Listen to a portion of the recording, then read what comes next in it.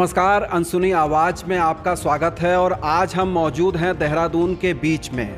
जी हाँ, mount Everest चोटी फतेह करने वाली सविता कंसवाल जी हमारे साथ मौजूद हैं। ना सिर्फ आपने माउंट एवरेस्ट को फतेह किया है मात्र 25 साल की उम्र में, बल्कि इससे पहले जब आप 24 वर्ष की थीं 2021 में आपने लोथ से, जिसकी ऊंचाई जो है वो 8,516 मीटर है, इसके बाद आपने माउंट एवरेस्ट जिसकी ऊंचाई है 8,848.86 मीटर, इसको आपने फतेह किया। और इसके कुछ ही दिनों के बाद मकालू जो एवरेस्ट के बिल्कुल पैरेलल है, वहाँ इसको आपने फतेह किया और इसकी जो ऊंचाई है वो 8,463 मीटर की है। लोथ से की जो एवरेस्ट है उसको फतेह करने वाली उत्तराखंड की आप पहली महिला हैं। माउंट एवरेस्ट और मकालू को 16 दिन में सविता जी ने ये फतेह किया है और हिंदुस्तान की आप पहली पर्वतारोही हैं जिन्होंने ये दोनों टॉप मोस्ट चोटियों को मात्र 16 दिन में जीत दर्ज की है। कैसे ये पूरा सफ़र रहा है, उनसे बात करेंगे। तो सविता जी, पहले तो आपका बहुत बहुत स्वागत है, अभिनंदन है अनसुनी आवाज़ में। सबसे पहले तो मैं आप सभी लोगों का बहुत बहुत धन्यवाद करती होंगी। बेसिकली मैं पहाड़ से हूँ और पहाड़ी हूँ। पहाड़ से बचपन से बहुत ज़्यादा लगाव है और जो मेरा स्कूल था, मैं हमेशा से 4 किलोमीटर अप एंड डाउन करती थी, तो कहीं ना कहीं एक जो फिजिकल स्टेमिना था वो मेरा बन चुका था। एंड जो मेरा वीक पॉइंट था, बिकॉज मैं बहुत ही नॉर्मल फैमिली से हूँ एंड उसी वीक पॉइंट से 4 किलोमीटर अप डाउन करना होता था। सो वो वीक पॉइंट उस टाइम पे मुझे लगता था कि ये मेरा वीक पॉइंट है, बट उसी वीक पॉइंट से मैं आज स्ट्रॉन्ग बनी हूँ। स्पेशली अगर मैं एवरेस्ट की बात करूँ तो मैंने एवरेस्ट के लिए मैंने कुछ बहुत ज़्यादा फिजिकल ट्रेनिंग नहीं की, बिकॉज मेरा सारा टाइम गया आप उत्तरकाशी के दूरस्थ जनपद से आती हैं। कौन सा आपका गाँव है और उस गाँव की जो भौगोलिक सामाजिक स्थिति है वो कैसी है, वो कितना आपको सपोर्ट कर पाई एवरेस्ट चढ़ने के लिए? सो बेसिकली मैं उत्तरकाशी के बहुत ही सुदूर पूर्व गाँव की रहने वाली हूँ जिसका नाम है लोंथरू। और मेरे गांव वालों ने मुझे अभी, बिकॉज मैंने एवरेस्ट के लिए क्राउड फंडिंग स्टार्ट करी थी, तो कुछ लोगों ने मुझे आर्थिक सहयोग तो किया ही है। एंड अभी जो है, पहले समाज के लोग बहुत ज़्यादा रोकते थे मुझे एज अ लड़की, बिकॉज तुम लड़की हो, कहाँ जा रही हो, आउटडोर लड़कियों के लिए नहीं बना है। बट जैसे जैसे लोगों को, हमारे समाज को हमारी सक्सेस दिखती है, वैसे वैसे लोग हमारा सपोर्ट भी करते हैं। सो अभी मेरा समाज, मेरे घर वाले, मेरी फैमिली सब मुझे सपोर्ट कर रहे हैं। जी, सविता जी से बात करने के लिए हमारे साथ पैनलिस्ट में मौजूद हैं प्रेरणा अंशु के कार्यकारी संपादक पलाश विश्वास जी, सामाजिक कार्यकर्ता जो बच्चियों की पढ़ाई के लिए काम कर रही हैं शालिनी थापा जी, और योग प्रशिक्षक अंजलि वर्मा जी हमारे साथ मौजूद हैं। जो आपकी प्राथमिक पढ़ाई है वो किस तरीके से हुई और बचपन से ही ये जुनून सवार था कि एवरेस्ट जीतना है? मैं गवर्नमेंट स्कूल से पढ़ी हुई हूँ और मैंने 12th आउट जो है राजकीय इंटर कॉलेज मनेरी से किया। ग्रेजुएशन मैंने उत्तरकाशी से किया। सो बचपन से ही मेरा सपना था। हाँ, जब मैंने स्पेशली 11th क्लास में मैंने एडवेंचर फाउंडेशन कोर्स जब ज्वाइन किया था, तो तब मुझे लग गया था कि शायद मैं इस फील्ड में कुछ बहुत अच्छा कर सकती हूँ, बिकॉज मैं हमेशा ही वहाँ पे टॉप 10 में रहती थी। देन मैंने NIM Nehru Institute of mountaineering Uttarkashi को ज्वाइन किया एंड वहाँ पे पूरी दुनिया से लोग आते हैं माउंटेनियरिंग के लिए, और वहाँ पे भी मुझे वही चीज़ फील हुई कि मैं इस फील्ड में बहुत अच्छा कर सकती हूँ, बिकॉज मैं हमेशा ही टॉप 10 टॉप 5 में रहती थी। एंड मैंने उस टाइम पे ठान लिया था कि इस फील्ड में करना है, कुछ तो करना है। बट प्रॉब्लम क्या थी कि स्पॉन्सरशिप की, बिकॉज आपकी जब तक प्रोफाइल नहीं होती तब तक आपको स्पॉन्सरशिप कोई करता नहीं है। एंड वेट कर रही थी उस चीज़ का। सो मैंने 16 में सारे कोर्सेज कंप्लीट किए। 19 में मुझे इंडियन माउंटेनिंग फाउंडेशन के द्वारा एक एक्सपर्शन, लोथ से एक्सपर्शन में मुझे मौका मिला जी, एंड मेरी प्रोफाइल बन चुकी थी। सो मैंने 2021 में लोथ से क्लाइंब करने के बाद मैंने स्पॉन्सरशिप प्राइवेट कंपनियों से लिया एंड मैंने एवरेस्ट एंड मकालू को सक्सेसफुली क्लाइंब किया। प्राइवेट एजेंसी का सहारा आपको लेना पड़ा माउंट एवरेस्ट और अन्य चोटियाँ फतेह करने के लिए। क्या गवर्नमेंट, उत्तराखंड गवर्नमेंट या जो सेंट्रल की गवर्नमेंट है, वहाँ आपने अप्लाई नहीं किया? सो ये मैं कह सकती हूँ कि शायद ये हमारा दुर्भाग्य है कि हमारी गवर्नमेंट हमें सपोर्ट नहीं करती है।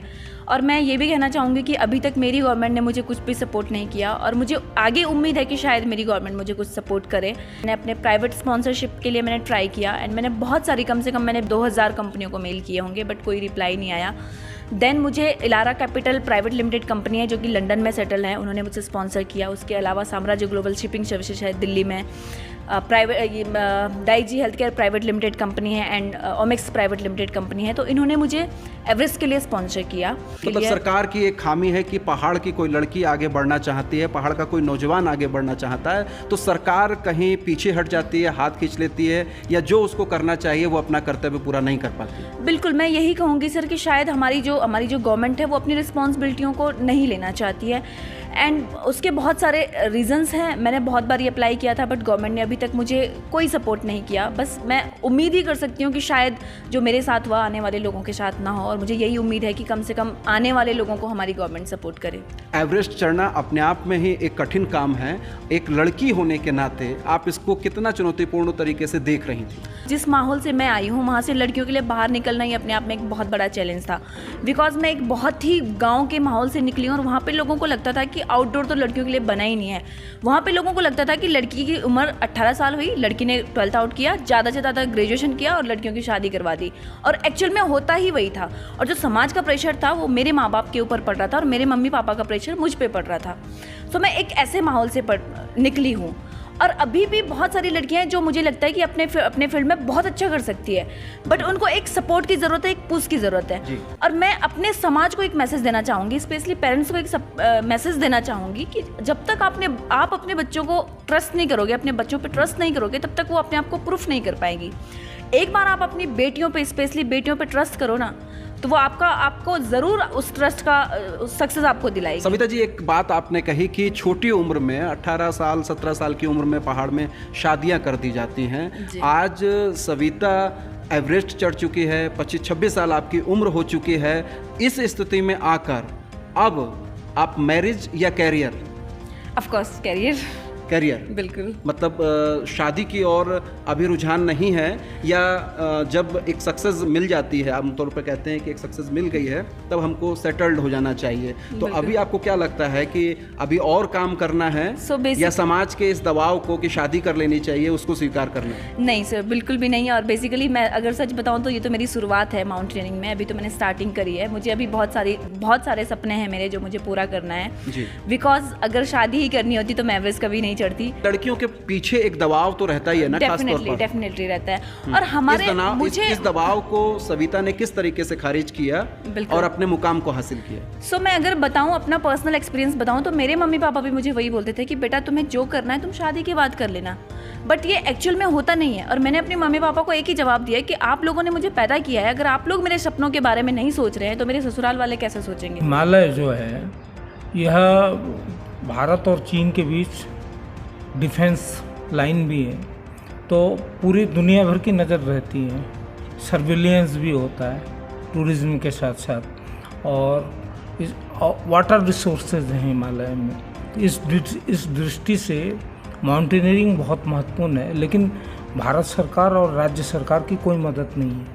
तो आपके सामने एक तो फाइनेंस जुगाड़ करना था, स्पॉन्सर जुगाड़ करना था, और दूसरी बात है इसकी जो तैयारी सिर्फ माउंटेनियरिंग की नहीं, जो एडवर्सरीज़ हैं, जो तकलीफ़ें होती हैं वो आप बेहतर बता पाएंगी, जैसे ऑक्सीजन की कमी है या फ्रीज कर जाना, या आपका और भी कई तरह की दिक्कतें होती हैं, जैसे हिमस्खलन होता है, एवेलेंसेस होते हैं, उससे निपटने की बात होती है। इसकी कैसे तैयारी? माउंटेन्स में बेसिकली दो टाइप के चैलेंजेस होते हैं, एक होते हैं सब्जेक्टिव हैजार्ड और एक होते हैं ऑब्जेक्टिव हैजार्ड। सब्जेक्टिव हैजार्ड को अगर हम बात करें तो सब्जेक्टिव हैजार्ड में हमारा कंट्रोल रहता है। इसमें जैसे हम बात करें हेको AMS, सो ये है बेसिकली माउंटेन्स की बीमारियां जो हमारी कमियों की वजह से हुई है। जैसे कि हम माउंटेन्स में हम गए, हम एक्लिमेटाइज नहीं हुए और हमने क्लाइंब करना शुरू कर दिया, सो ये हमारी गलतियां हैं, तो इनके ऊपर हमारा कंट्रोल होना चाहिए। हमें सही तरीके से एक्लिमेटाइज होना है, माउंटेन्स के जो रूल्स है, जो नियम है, उस तरीके को हमने फॉलो करना है, उसको हमने फॉलो करना है। माउंटेन्स में खाना नहीं खाया जाता है, पानी नहीं पिया जाता है, ऑक्सीजन वहाँ पे नहीं रहता है, तो बहुत सारे चैलेंजेस रहते हैं। सो इसके लिए हमें बेसिकली पहले से ही प्रिपेयर होना है, और ये सारी चीज़ें हमें माउंटेन्स जाने से पहले पता होनी चाहिए। दूसरी जो आपने बात करी ऑब्जेक्टिव हैजार्ड, जिसमें एवलांचेस होते हैं, ग्लेशियर में के ऊपर क्रेवासेस होते हैं, सो इसके लिए क्या होता है, इसके लिए हम कह सकते हैं कि आपको माउंटेनियरिंग का बहुत ज़्यादा एक्सपीरियंस होना चाहिए। स्पेशली जो एवलांच प्रोन एरिया है, आपको पता होना चाहिए कि कौन सी डिग्री में एवलांच आता है, उस एवलांच प्रोन एरिया को किस तरीके से क्रॉस करना है, उसके नियम होते हैं, मतलब उसको आप जस्ट चल के नहीं कर सकते हो, उसमें आपका एक वॉचमैन होता है जब आप एवलांच प्रोन एरिया को क्रॉस करते हो, क्रेवास के ऊपर आप रोप अप होके चलते हैं। सो ये एक एक्सपीरियंस है जो आपको मेरे हिसाब से आपको पता होना चाहिए एज अ गुड माउंटेनियर। तो एवरेस्ट के अलावा और बहुत सी चोटियां हैं जो 8000 मीटर होने के बावजूद ना होने के बावजूद भी अपने आप में बहुत चैलेंजिंग हैं, बहुत टेक्निकल हैं। तो हर किसी का सपना एवरेस्ट ही क्यों होता है, वो सबसे पहले एवरेस्ट को ही क्यों फतेह करना चाहता है, या आपका सपना एवरेस्ट क्यों रहा है, मैं ये आपसे। हर एक स्पोर्ट्समैन का सपना होता है कि वो एक दिन ओलंपिक खेले, वैसे ही मेरे हिसाब से हर एक माउंटेनियर का सपना होता है कि वो भी दुनिया की सबसे ऊंची चोटी माउंट एवरेस्ट को क्लाइंब करे, बिकॉज एवरेस्ट इज़ एवरेस्ट, और एवरेस्ट जो है वो दुनिया की सबसे ऊंची चोटी है। जैसे नेम एम फेम लड़कियों का ही नहीं बल्कि हर किसी का सपना होता है। जब भी हम किसी बच्ची से बात करते हैं पढ़ाई के संदर्भ में या फिर उनके करियर के संबंध में, तो उनका जब भी हम उनसे पूछते हैं कि वो क्या बनना चाहती हैं, वो डॉक्टर बनना चाहती हैं, इंजीनियर बनना चाहती हैं और भी कई फील्ड्स, लेकिन कोई भी बच्ची ये नहीं कहती कि वो पर्वतारोही बनना चाहती है। ऐसा क्यों? सो जहाँ तक मैं आपका सवाल समझ पा रही हूँ, मेरे हिसाब से ये हो सकता है कि ये हमारे समाज की कमी है। बिकॉज जैसे कि मैंने बोला, हमारा समाज जो है, जिस इन्वायरमेंट में हम रहते हैं, उसको लगता है कि हमारे समाज में लड़कियाँ आउटडोर में सेफ नहीं हैं, और उनको बचपन से यही सिखाया गया है, और वो बचपन से यही सुनती आ रही है कि आउटडोर जो फील्ड है, माउंटेनिंग जो फील्ड है, वो लड़कियों के लिए सेफ नहीं है। इवन मुझे भी बोला गया है कि तुम माउंटेनियरिंग करोगे, तुम लड़की हो के माउंटेनियरिंग करोगे। तो शायद मुझे ये लगता है कि कहीं ना कहीं इसमें हमारे समाज की भी गलती है कि हमने ये अपने इन्वायरमेंट में एक ऐसा माहौल बना दिया है कि हमारी बच्चियों को लगता है, जिनकी लाइफ स्टार्ट हो रही है, उनको लगता है कि ये फील्ड हमारे लिए नहीं है। दूसरी चीज़ मैं ये भी बताना चाहूँगी, इस फील्ड में पैसा नहीं है। एग्जैक्टली। और दूसरी चीज़ मैं आपको ये भी बताना चाहूँगी कि मैं एक नेशनल इंस्टीट्यूट में इंस्ट्रक्टर भी हूँ, Nehru Institute of Mountaineering Uttarkashi में। तो शायद ऐसा नहीं है कि लोगों का सपना नहीं है, क्योंकि हमारे इंस्टीट्यूट में ऑल वर्ल्ड से लोग आते हैं, एंड मैं हर साल 5 कोर्स माउंटेनिंग के कोर्सेज चलाती हूँ। फ्यूचर में मेरा जो प्लान है, अबव 8000 मीटर की 9 ऑल अबव 8000 मीटर को मैं प्लान कर रही हूँ, एंड 5 जो 8000 मीटर से ऊपर की चोटी हैं वो पाकिस्तान में है, जिसको पाकिस्तान ऑक्यूपाई कश्मीर हम बोलते हैं, और एज अ इंडियन हम उसको नहीं कर सकते बिकॉज कुछ पॉलिटिकल इशू है, एंड ये मैं करना चाहूँगी। और उसके अलावा मैं जो डिफ़िकल्टीज़ हैं, ऐसा नहीं है कि जैसे कि अंजलि ने भी पूछा था कि लोग क्यों एवरेस्ट चढ़ते हैं, एवरेस्ट से ज़्यादा अगर हम बात करें K2 की, तो K2 और टेक्निकल है। सो हर पीक के अलग अलग चैलेंजेस हैं, हर पीक की अलग अलग चुनौतियां हैं। आपने सबसे पहले लोत्से करी थी, उसके बाद आपने माउंट एवरेस्ट किया, मकालू किया, तो जहाँ तक पर्वतारोहण के क्षेत्र में आपने उससे पहले त्रिशूल पीक करी थी, है ना, जो जिसको मोस्ट चैलेंजिंग पीक में से एक में कहा जाता है, 7000 के अबव की पीक है। तो त्रिशूल के बारे में मैं आपका एक्सपीरियंस जानना चाहूँगी, वो किस तरह से आपके लिए चैलेंजिंग रही है? त्रिशूल की अगर मैं बात करूँ, त्रिशूल अपने आप में एक, जैसा कि आपने बताया कि बहुत टेक्निकल पीक है, बहुत टफ पीक है, एंड त्रिशूल का कैंप 2 से कैंप 3 की अगर हम बात करें तो ये पूरा 90 डिग्री का फेस है, एंड ब्लू आइस, पूरी ब्लू आइस है, एंड क्रैम्पोनिंग करके हमें वहाँ पे फ्रंट पॉइंट लगा के हमने क्लाइंब करना होता है।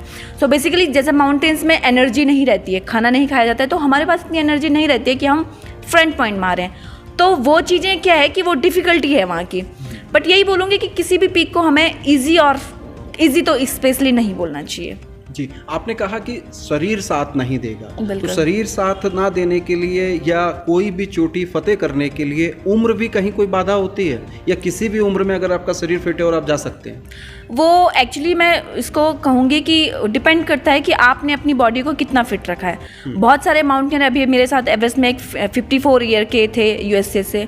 सो ऐसा कुछ नहीं, मेरे हिसाब से ऐसा कुछ नहीं है कि एज का कुछ वो मतलब होना अगर चाहिए। आप फिट हैं, तैयार हैं, तो किसी भी उम्र में जा सकते कर सकते हैं, हाँ, बट वो डिपेंड करता है कि आपने अपनी बॉडी को किस लेवल पे मेंटेन किया हुआ। पर्वतारोहण से संबंधित अवेयरनेस और लड़कियों के लिए पर्वतारोहण के करियर को लेकर के आप क्या बताना चाहेंगे? अगर आप माउंटेनियरिंग करना चाहते हैं तो हमारे इंडिया में 3 नेशनल इंस्टीट्यूट हैं जिसमें आप अप्लाई कर सकते हैं, एंड कुछ स्टेट गवर्नमेंट के अंदर आते हैं।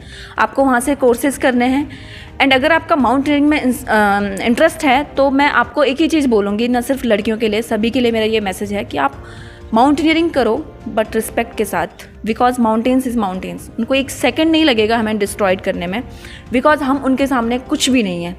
सो कोई भी पीक करो, कोर्स करो, रिस्पेक्ट के साथ करो, हम्बल होके करो, एंड अगर आप किसी भी पीक को रिस्पेक्ट के साथ क्लाइंब करोगे ना, तो वो पीक आपको डेफिनेटली सक्सेस देगी। आप नई पीढ़ी के लिए और ख़ास तौर पर लड़कियों के लिए क्या मैसेज देना चाहेंगे एज ए पर्वतारोही?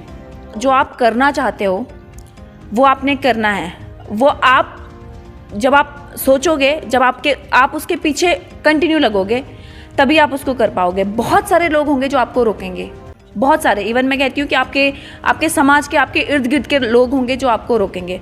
बस मैं यही बोलूँगी कि आप सपना देखो और कभी भी डिमोटिवेट मत हो। आप एक बार हार सकते हो, 2 बार हार सकते हो, 3 बार हार सकते हो, बस बट आपको वो जो हार है ना उसको आपने नेगेटिविटी में नहीं लेना है। आप उसी जो आप बार बार हार रहे हो उसको आप अपनी पॉजिटिविटी में ले सकते हो। निराश नहीं होना है, सविता जी ये Definitely. कह रही हैं। बिल्कुल। इस मुकाम पर आकर, चूंकि आप हिंदुस्तान की पहली महिला हैं जिन्होंने एवरेस्ट और मकालू दोनों एक साथ मात्र 16 दिन में फतेह किए हैं, पहली महिला होने का गौरव किस तरीके से आपको क्या फील कराता है? ये तो अमेजिंग फीलिंग है सर, और बहुत अच्छा लगता है। सविता कंसवाल जी, जिन्होंने न सिर्फ एवरेस्ट फतेह की है, माउंट एवरेस्ट के साथ साथ माउंट मकालो भी इन्होंने फतेह की है। इसके साथ साथ वो लगातार पहाड़ों को चढ़ना चाहती हैं, पर्वतों की चोटियों को नापना चाहती हैं, और लड़कियों के लिए ये संदेश है कि उनको अपने कद को आगे बढ़ाना है, छोटा महसूस नहीं करना है। जिस भी फील्ड में आप मौजूद हैं, काम कर रही हैं, पहाड़ की चोटियों की तरह बिल्कुल सनसनी बनकर छा जाएं, आगे बढ़ें। बहुत बहुत शुभकामनाएं आगे के लिए सविता जी के लिए, अनसुनी आवाज़ की ओर से।